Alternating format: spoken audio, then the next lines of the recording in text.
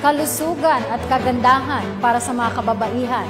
Yan ang ibinaos ng 7th Regional Medical and Dental Unit 11 para sa pagdiriwang ng National Women's Month sa loob ng Camping Inn Merecido sa Davao City.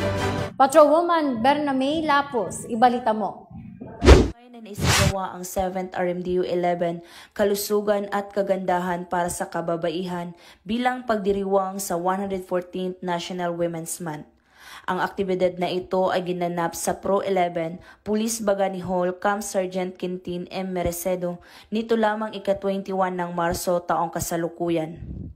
Nagsimula ang programa sa panalangin handog ni Police Colonel Gilbert C. Ilagan, Regional Pastor Officer, at nagbigay mensahe ng suporta si Police Brigadier General Alden Bedelbo, Pro 11 Regional Director. Binuo ang naturang programa ng talakayan ukol sa health and wellness, particular na sa cervical cancer awareness, nutrition and lifestyle lecture, psychoeducation, forever living orientation and product presentation.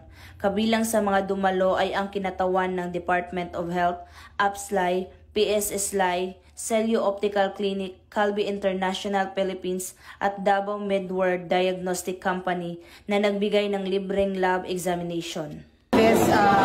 Commemorating the National Women's Month, and also this is one way to support the movements dedicated to female kasi marami tayong mga organizations para sa mga kababaihan, and at the same time to educate the masses na bago na ngayon panibagong kababaihan na women empowerment na and at the same time we to show love.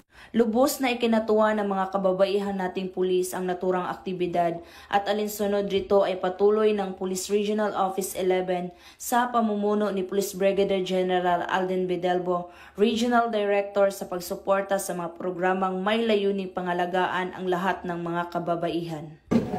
Mula dito sa Regional Office 11, ako ang PNN Correspondent, Patrolwoman Bernamay Lapus, alagad na batas, alagad ng police.